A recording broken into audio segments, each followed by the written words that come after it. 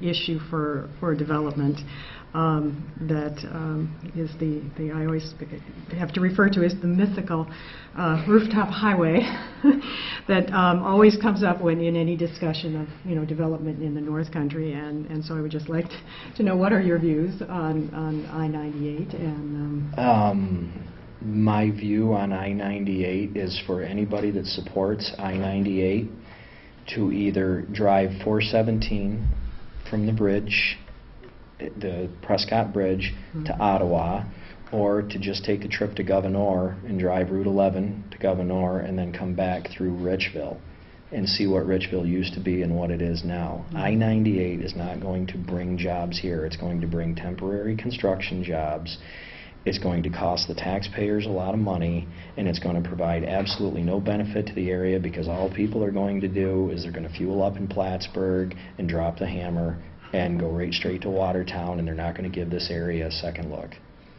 It doesn't take that much longer to go on the existing Route 11. Do I think Route 11 should be improved? Yes. Would I agree possibly with a bypass around Potsdam or a bypass around Canton to help facilitate slightly quicker travel? Yes. But to go out and blow billions of dollars in environmental feasibility studies and punch through wetlands for absolutely no economic benefit, I'm sorry, but this I-98 thing is a farce, and far too much money has been wasted on it. About 2 years ago, a company called Bion came in and looked at setting up a large feedlot and ethanol plant. And I'm not going to ask you about Bion in particular at this point, but the County Board of Legislatures was approached by Bion and asked for support. At the beginning of that meeting, the proposal was to support Bion. The proposal ended up to asking for a task force to look at the feasibility and environmental impacts of Bion, and that task force came back without too much information. My question is about the process. Was that a process that was appropriate for the Board of Legislatures to undertake, or was that overstepping?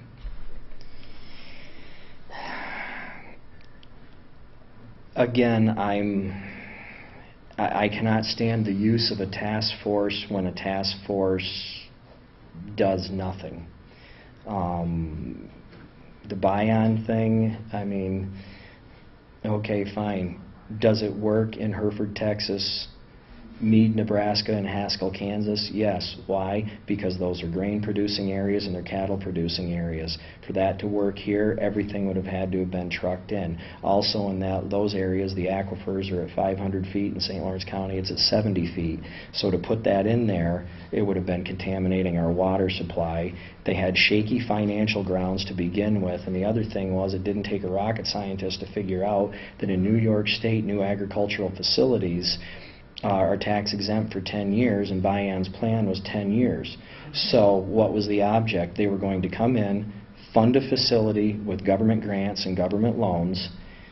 They were going to build this grandiose facility, pay zero property taxes on it. They would only pay property taxes on the raw land price, and 10 years down the road, when the exemptions on the buildings and the facilities were gone, they could walk away, and they had literally nothing invested because it was going to be done with taxpayer dollars. So it didn't really take a task force to learn about something that took me 20 minutes on the internet. The question, I couldn't agree with you more, but the point is, was if there had been questions, was that an appropriate? I mean, the legislature obviously didn't see that it was a silly idea, but they did embark on this process. The question is, was the process one that was appropriate to the legislature, or was it, or should the legislature have said we don't support individual projects, or should they have said we support any economic development projects, or should they have said gone through some other process? Again, the legislature should be involved in any and every economic development opportunity that comes into the area. It's, as far as creating a task force that's going to report back to the other people who are going to rely on the due diligence of a smaller body, no. It's the requirement. See, I'm running for District 8 legislature, but once I'm in there, my job is to represent all 115,000 people in the county. So my job is to do due diligence on everything that occurs in the county, economic development or otherwise.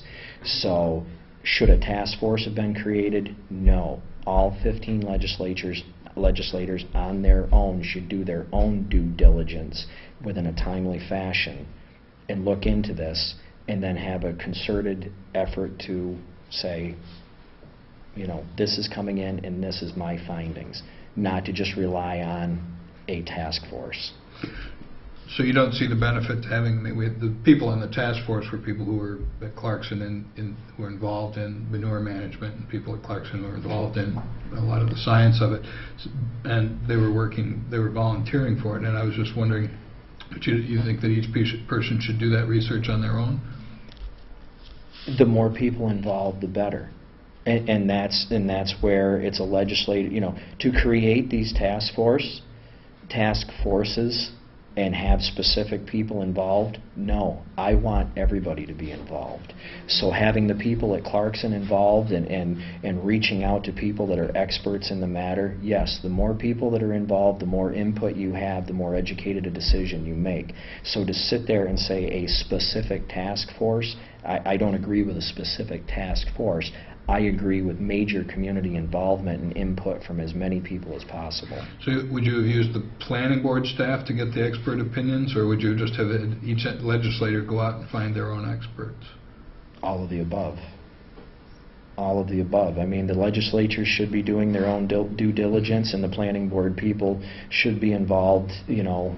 Like I said, the more input, the better. When you have a major project like that that's coming in, I mean, you have to accommodate the project, you know, the number of people involved with the project as to the size of the project. If you've got something that's going to impact the county as a whole or the region as a whole, you have a large group of people. If you have something that's going to impact, then you know you can have a more concerted effort, because this is only going to impact a certain area. So you reach out to the people in the certain, you know, in that certain area. We've been talking a lot about, you know, bringing in, you know, encouraging development by bringing in, but, you know, we are a very strong agricultural county. Certainly we have the resources to be very strong agriculture area. We have, St. Lawrence County has the highest number of organic farms in the state. What do you think the legislature can do, the county legislature can do to encourage and support the growth that has been happening in those kind of areas? Let the farmers farm and stay out of our way. Honestly, I mean, that's the thing. Farmers know what we need. Farmers know, you know, farmers know where the downfalls that we have, and we know the upsides we have.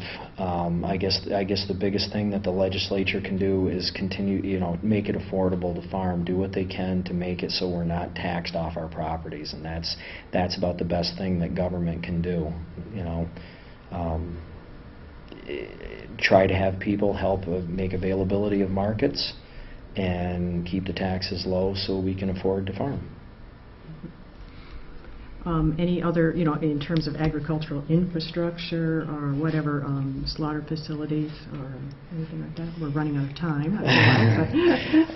You know, again, the biggest thing is your agriculture, like every other business, changes. You don't know what the markets and trends are going to be. Do I think the government should go out and build a slaughterhouse? No. Do I think the availability, like with Tri-Town and stuff like that, I know they've stepped up their cutting line, increased their capacity and stuff like that. Again, it's government's job to make the existing facilities accommodate what's here better, and if somebody comes in with a business plan, you help facilitate. But for the legislature to take taxpayer money to go out and build a slaughterhouse, I'm sorry, that's government using taxpayers' money. Well, you're right. The half hour zoomed away. We are done. But I'd like to thank you all for your civic participation and for all that you do as citizens in the North Country. Good luck to you. And remember, our North Country matters.